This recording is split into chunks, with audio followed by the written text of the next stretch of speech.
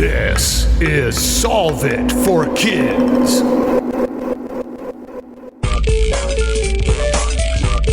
Hello, my amazing and curious friends. My name is Jennifer, the Dean of all things STEM and STEAM, and this is Solve It for Kids, the podcast that gives kids and families a peek inside the real world of scientists, engineers, and experts as they solve problems in their jobs using creativity, cooperation, and critical thinking.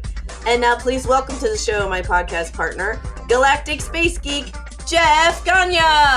Hello, Jennifer, and hello, listeners. And today we get to talk about something that is all throughout the solar system, helped form the solar system, and helped shape the Earth, and it's still helping to do that. Yes, and that was a very big clue. So what problem are we solving today? What can we learn from volcanoes?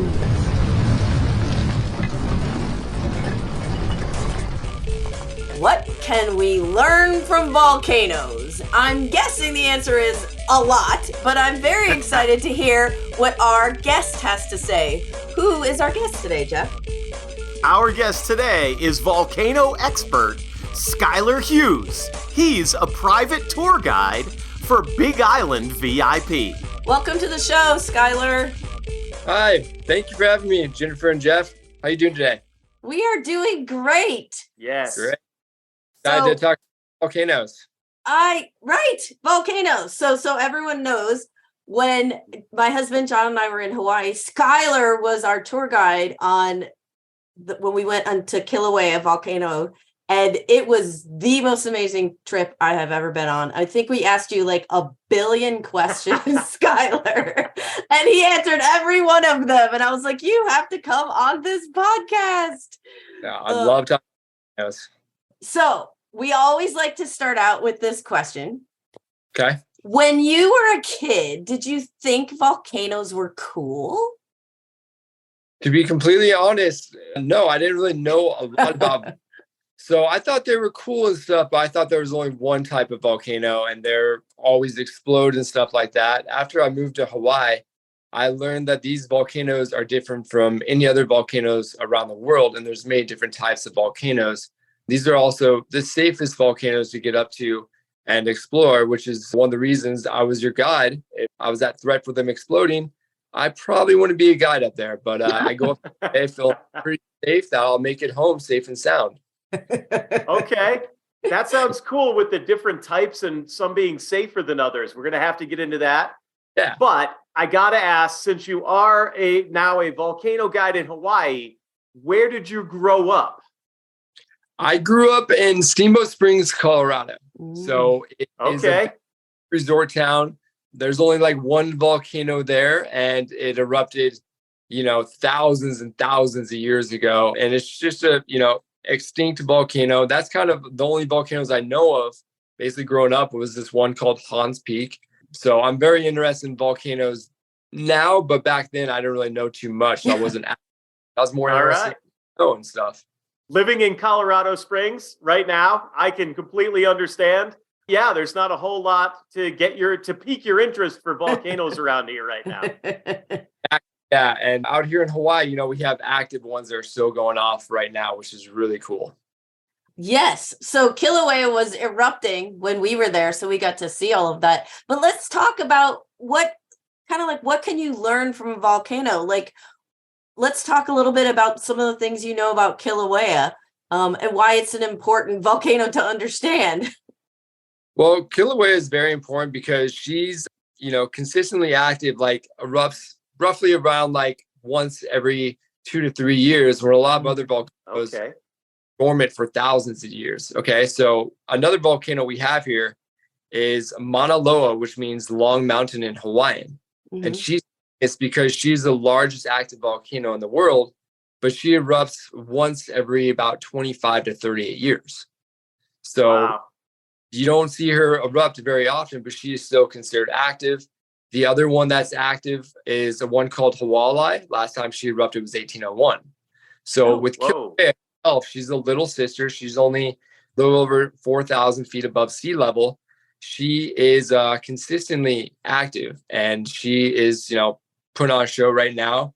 She's a little bit quiet, but when Jennifer came and saw her, she saw lava just shooting up. There, a very rare scene that a lot of volcanoes around the world are not doing right now, or will not do maybe the next 150 years or longer, which is pretty cool. So she's very much active and going. That's amazing. The fact that Jennifer got to see with you on that tour, shooting lava, everybody can see that on YouTube if you just go searching for, but to actually get a chance to go make that a part of your vacation, and to be able to do that is amazing. You were just describing, sorry, Jennifer, you were just describing 3 different types of volcanoes, one that's still considered active, but the last time we know that it erupted was 1801. So how long does it need to be not erupting to be considered dormant or not active? So geologists have their own specific timeline, but it's estimated around 4,500 years to 6,000 years. That's the general. I've looked at researched different times, and I've heard different stuff from different geologists. But the most I've seen is anywhere around like 4,000 to 6,000 years without an eruption can determine if it's extinct. So that one Hawaii 1801, we will not know in our lifetime or many lifetimes extinct or if she is dormant. But Kilauea definitely still going. And we can learn a lot from volcanoes as far as without volcanoes, Hawaii would not exist. Yes. So a lot that there's Hawaii and the beautiful beaches and the ocean water and waterfalls, and it has all that. And they think that some people believe that volcanoes are just an addition, one of the things you can see on Hawaii. Right. Without Hawaii would not exist. So they all made Hawaii. So if you go around to Hawaii on vacation, the landscape and everything like that, that's all made from volcanoes. So those mountain stuff are volcano flows. They're lava flows on top of lava flows. So that makes the whole landscape of all of our beautiful islands of Hawaii. Yeah. Well, and there's so much more to see. It was amazing. And it was serendipitous. It's just Kilauea happened to be I think it wasn't erupting like the week before we got there or something. And it was while we were there. And that was amazing.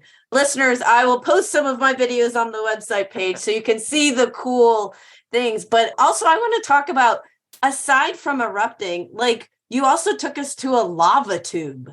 Can you talk to our listeners what that is? That was the coolest thing. Yeah, lava tube is very cool, and that's called the Thurston Lava Tube. It's one of the biggest attractions in the park. It's 500 years old, discovered by a guy named Lawrence in the early 1900s. So it's been around since the park opened. The park opened eventually, started in 1916, and the lava tube was discovered before then. So basically what it will look like walking through, a lot of people will confuse it with a cave because it looks very much like it.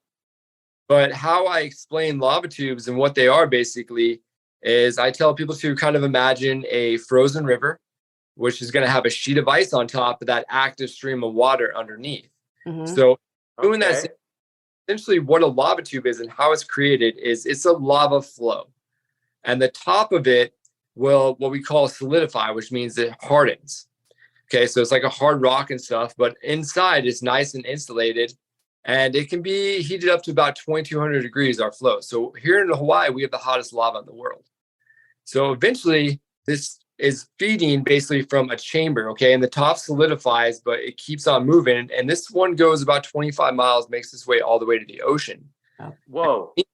It flowed for about 3 to 4 years. And then once the lava is coming from that chamber and it's done pouring out lava, all that lava kind of leaves together and pours into the ocean. And what leaves us is remains of a tube that was the pathway of the lava. Okay. So in it, you're walking where it used to be 2,200 degrees, and you're walking down the path that it was headed towards the ocean. Right. And let me just say, so my husband's 6'2", and his head, it cleared his head very well. I mean, unless you went close to the edges, but in the middle, I mean, in some spaces it was really high. So this thing was big, like really big. So if they're bigger like that, that means that was flown for a lot more time. That was actually for years. And some lava tubes are, the size of your arm or smaller. So they come in all different shapes and sizes. The one that we walked in, that's one of the bigger lava tubes that actually I've ever been in. But there are some that you can't even, fit your arm in. So they come in all shapes and sizes. But these lava tubes, there's just hundreds and thousands of them all around the island underneath our feet. And there's some that pop up in your yard, but a lot of them are smaller. But there are some bigger ones that just have never been discovered and will never be discovered underneath our feet. Wow. So with as much volcanic activity as there is, because volcanoes are what made the Hawaiian Islands, is Hawaii still changing because those volcanoes are still active? Hawaii does change, actually. So these islands actually move 2 to 3 inches northwest every year. Okay. Okay. As far as growing, the Big Island keeps on growing. The year 2018, we had a big eruption. The Big Island of Hawaii, additional 875 acres of new land in just the year 2018 alone. Wow. Whoa. When 2017, it was water. So this island keeps on growing every single year. And as we keep on moving on this plate we're surfing, the islands and stuff, like, for instance, the grandmother island, Kauai, looks a lot different than when she started because she's taking over 6 million years of rainfall that's going to basically shape her and kind of just a bit of her as well. So the islands are changing and they're basically done growing, but the Big Island is still forming today. Right. So they are changing. Yes. Every year they kind of break away little pieces. They kind of get run down, get these cool carved shaped mountains from all the rainfall we get every year. I mean, the Big Island is still growing to this day. It has many, many more, acres to grow. Wow. Well, and to be clear, we should say, because I don't think we said this. So we're talking about Volcanoes National Park, which is on the Big Island, which is where we did the tour. But the other thing that I don't think I realized until I went there was how much of the hardened lava is there. And like, you could take us to places and say that was from a volcano flow in this year, and that was from a volcano flow in this year. It doesn't go away. Like, it's all still there. Can you talk about that?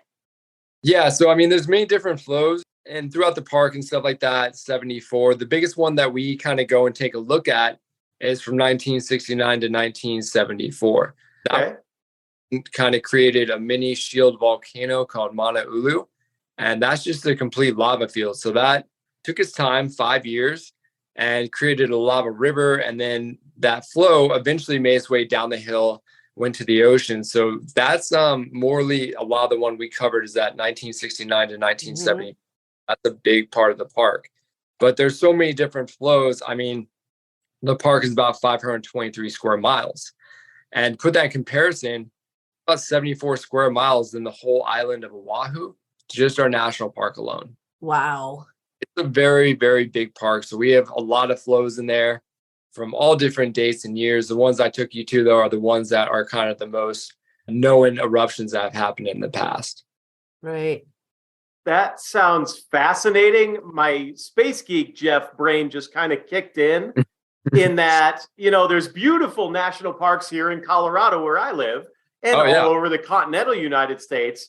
But this national park that you work and give tours in, like, the earth is literally reforming itself and you are able to point out different geologic times as well as like right up to current of, hey, this wasn't here the last time, the last time your family visited Hawaii, this part of the park wasn't here.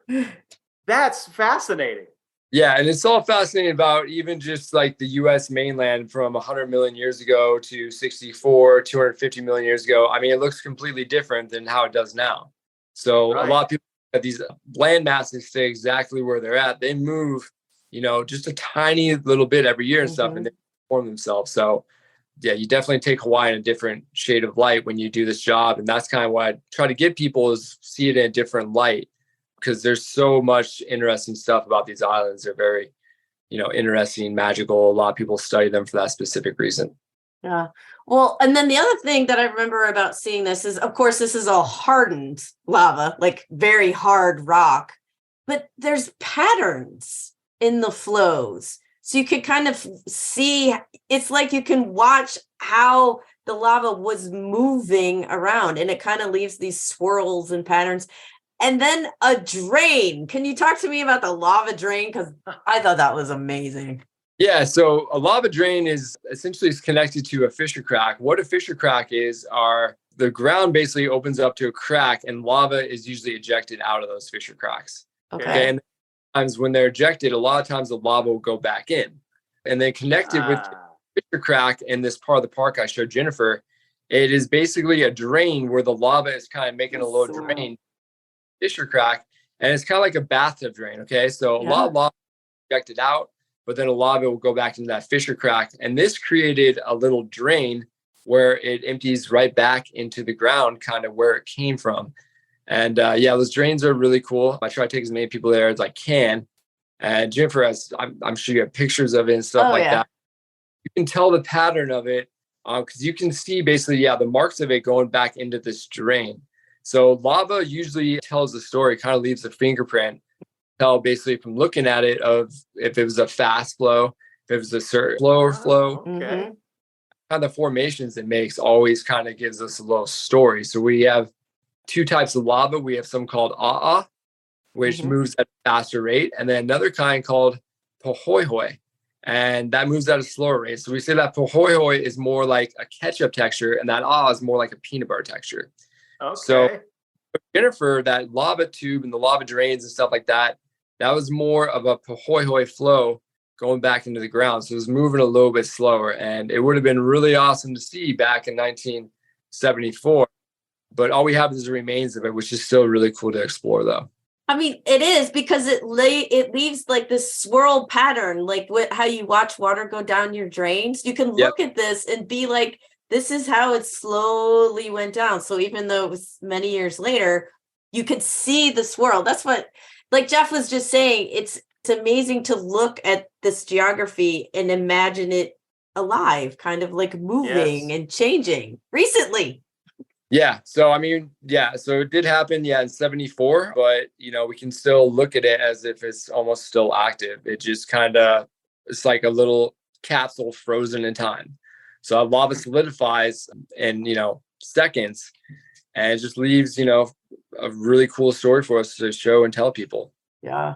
So you were just describing faster flows and slower flows. So when all you're left with is the flow is gone and the hardened lava that's left, what's the difference? How can you tell the difference in the markings that it left? So if you have them up to close, they're basically a night and day difference. So is usually kind of more of like, think of kind of like charcoal burning sort of stuff. Okay. So downhill, and it's going to usually be in pieces, and it's going to be that jaggedy stuff. Okay. Little kids and people, if you're walking on it barefoot, you'd probably be saying, Okay. Called okay. So it's that very, very sharp, jaggedy stuff that you don't want to walk on. It can break and stuff like that. You want to get off that stuff. Okay. So that's called And first off, what it starts as is that other stuff, pohoihoi. And pohoihoi moves very slow. And then once pohoihoi goes down a hill or something, picks up in velocity, the viscosity of it thickens as well as the velocity. Okay. Stuff. And once it turns into it's not turned back into pohoihoi. So some of the flows, they just stay slow. They don't hit, velocity or anything like that. And they stay as pohoihoi, and that's how they harden. But if they're it means that they picked up in velocity and viscosity somewhere along their path where they're traveling, and that turned it into the So they're not, they're basically the exact same composition of both things. It's not like the has different materials in the pohoihoi. They're the same velocity and viscosity. That's the only difference of them. Had no idea that velocity and viscosity would leave a different trace that you'd be able to tell the difference. Had no idea. Yeah, much different too. There's a couple spots I took Jennifer up to where they're right next to each other, I believe. Yes. Once they're next to each other, the night and day difference of them, but it's the same flow. It's just a little bit, later, could be a couple weeks earlier, but it's the same exact flow from 69 to 74, but look different, even different colors as well too. Well, so the islands, or I should say the volcanoes on the Hawaiian Islands, they're not necessarily explosive, right? They more just kind of erupt and flow. Is that true? They kind of ooze out. Okay. And the of that is there's something called silica. So if you ever heard of silica, it's kind of the main ingredient in sand. Yes. A lot of times you open up a package of food, a little packet falls out that says do not eat. Yes. And that's a silica. It basically takes up the moisture in the food so it doesn't spoil. Right. So volcanoes all around the world are very rich in this silica. And basically that makes their consistency more like, again, kind of a peanut butter where gas bubbles get caught in that thick lava and build up pressure and they explode. So why our volcanoes don't really explode is because we have a very, very low amount of silica, barely any at all. We do have a little bit. And it makes it more like a ketchup texture type lava where gas bubbles have no problem making their way to the surface and being released into the atmosphere. So they don't build up pressure for that specific reason. So a bubbling volcano is a very good volcano. And that's all of our volcanoes in Hawaii, which are called shield. Okay. And shield volcanoes, if you look at them from up top, they're shaped like a shield. I tell a lot of people, though, they're shaped kind of like turtle shells. They're very wide. Okay. So they're not those cone shaped ones. We don't have those in Hawaii. We have only shield volcanoes, which are found in the Hawaiian Islands because our flows, due to that less amount of silica, they flow very far and very wide, which make these shield volcano formations. And our volcano has exploded. Last time it exploded was 2018, but only because, and these volcanoes are very different. Kilauea, this lava sinks underneath the ground. And that happened in 2000. And ledges from around the whole caldera collapsed because they had no support when the lava left. And ledges on top of that, that gas is still being produced and it can't breathe with the ledge on it. So it did explode, but it doesn't explode the volcano itself. It shoots up pieces of the ledge. And those are called they're anywhere from the size of bowling balls to refrigerator size that shot up out of the caldera into the park, into people's houses, actually hit a guy in the leg, almost sheared his leg in half in 2000. And so bombs are what occur basically when our volcano explodes. But as much as the other ones, like a lot of people have heard of Mount St. Helens and Vesuvius, they don't do that. They're very different from that. Yeah. Okay. Wow. Like I'm fascinated with this stuff right now. This is awesome. I'm wishing I was on that tour. Oh, it was cool because so I'm gonna have to go. I was gonna say because you could see the lava bombs. Like he'd be like, and they're not. Some of them are not small. Like they're big. But yeah. So most of the size, bowling ball size to refrigerator size. The pound and pound that volcano has, it shoots it out like nothing. That's amazing. So with you just talking about all of the volcano bombs and, they don't erupt or they don't explode the way other volcanoes do. Just before we got on air, you were kind of talking to us about how Kilauea erupted in 2018 and sort of exploded, but it has calmed down since, but you already know that it's starting to heat back up. Can you explain how you know sort of when to expect? Well, there's volcanologists all around the park and geologists and stuff, and they can give us updates on the website. So we can actually literally go onto the website right now and watch the volcano live. Actually see kind of what it's doing, and then they give us updates on basically the stages of when they predict it's about to erupt. So they're pretty on top of that. They know. So they kind of more dive into depth of doing the readings and stuff like that and how it's heating up. And basically they have expectations of when they think it's about to erupt, and they inform us. And, us as tour guides, we're really excited, hoping that it goes off because we love what it's doing. Like Jennifer saw it at an amazing time. And then doing tours like right now and stuff, it's still amazing to see everything. It's never a dull moment in the park because there's so much to see. But a lot of times I want to see lava. And unfortunately, the, lava, we call her Pele, which is the fire goddess. She kind of has a mind of her own and she erupts when she wants to. So right now she's a little quiet, but we're hoping that she's going to heat up pretty soon and give us a show. That's what we're really hoping for. I got to tell you, up until just that moment, I wasn't jealous of you, but I just realized that all the rest of us check the weather lady's report on whether it's going to rain or snow, before we leave the house in the morning.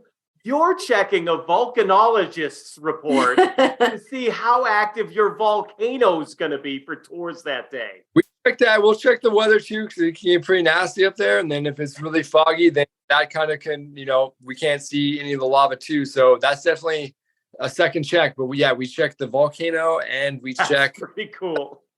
And a blue sky day with lava, it doesn't get any better than that. Yeah. And sounds great. And very, very lucky to experience that on a beautiful day. It was. And also I recommend people take your binoculars with you, because we happened to buy binoculars we were on Maui the day before looking at whales, but it was great to see, because you don't get close to the volcanoes, to the lava, right? You don't get close to stuff. Yeah, we will bring binoculars on our guides. We have binoculars. I remember you guys did bring your own, but we have binoculars for you guys to use. And kind of wrapping back to that, you don't get close to the volcano, guys. We stay a little way, because it's not just the heat that's very dangerous, but they emit 5 gases. And water vapor, which is just steam. Nice. And then we have sulfur dioxide, which is a very, very bad gas. You do not want to breathe that in. High amounts, it can kill you. And it kills plants, trees, animals, anything in its path. And then we have CO2. We also have chlorine and fluorine. So we got those 5 gases that come out of the volcano, which is called VOG, VOG. And that stands for volcanic organic gases. Gotcha. So really getting close to the volcano, breathing those in, is actually the really harmful part that you don't want to get close to it. So a lot of people try to get really close and take these pictures and sneak down an area that you're not supposed to be in to get those cool pictures. Little do they know they can take in these gases, and it's very, very their health. So when volcanologists get near the crater and they kind of walk down there, they're in a full on, mask and everything like that. So they're not breathing the sulfur gas and all that stuff. So they're taking precautions every day they get close to it. And that's the danger of it. And that's why we don't get close to it. Yes. Back in 1959, though, they could walk right up to it and get up to it because they didn't know about those gases back then. But now today, we know those gases, they're very deadly. And that's kind of the worst part of the volcano, what it emits and stuff. And stay back for good reason to stay safe. Yes. So do you happen to have a favorite point in Volcano National Park? One of my favorite ones is the formations, which is just off the side of the road. It's not specific. There's not really a point of what it's called and stuff. It's the flow from 69 to 74, but it's coming, and it has these really cool formations, Pohoihoi, and you can check out different formations. You can see A'a, which is right next to it. So I am showing people the differences between A'a and Pohoihoi. And then I get up and kind of climb on it and stuff like that. And for them to walk on it, it's like, they've never walked on it before. And formations and stuff. And people just get like wowed when I pull up there and they see all these. Sounds cool. I kind of explain right then and there too how they make the road by blasting it with dynamite to make the road. Okay. Yep. His hair, which is volcanic glass. I have a really good piece of that. I kind of stashed there on the side of the road at that viewpoint. Nice. That they get a beautiful view of the valley, the ocean. Looking to the right, they can see all the lava flows that came down the hill throughout the years. It's a really, really beautiful spot. That, as well as the lanes, are probably my 2 favorite spots in the park. Yeah. Those sound good. It was amazing. I mean, it was amazing. Let's see, I grew up in Central Illinois, and then we've lived in Florida for 27 years or something. So it was a completely foreign, geographic event for me. Like, I'd never seen mountains. First of all, we're at 4,000 feet, which, by the way, it's way cooler up there than you think, right? You're on Hawaii, but in the morning, it was a little chilly in January up there. Yeah, and we have about, 10 out of the 14 ecozones in the world. So that's more than anywhere else in the world. Yeah. So we start off in something called the Ka'u Desert, and then we end up in the rainforest, lava fields. So throughout our island, we have snow on this island. The top of Mauna Kea, which means White Mountain, and that's one of our volcanoes. And the cool thing about Mauna Kea is she means White Mountain in Hawaiian, and then from her summit to the base, which more about 17,000 feet or so of it is submerged in the ocean, she's measured to be the tallest mountain on Earth, even taller than Everest. So Everest is the tallest mountain above sea level, but Mount Everest is 29,000 feet, when Mauna Kea is over 30,000 feet. But above sea level, she's about 13,803 feet above sea level. But she's over 30,000 feet.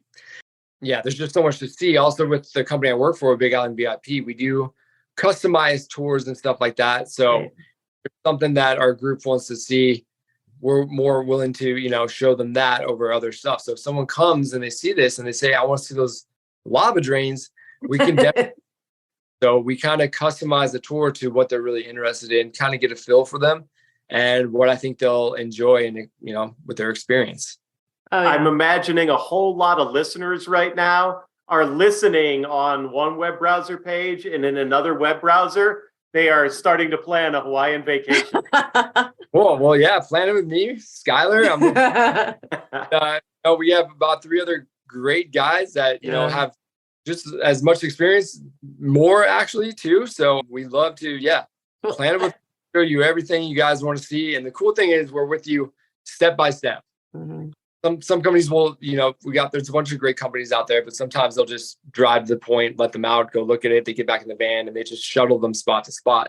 Here, we're walking the whole thing with you because there's so much information to learn. So yeah, we love, we like to say we're volcano nerds. We love going and kind of, letting them explore and stuff, because you're going to leave Hawaii, especially the Big Island, with a whole new mindset that you had no idea existed, which is pretty cool.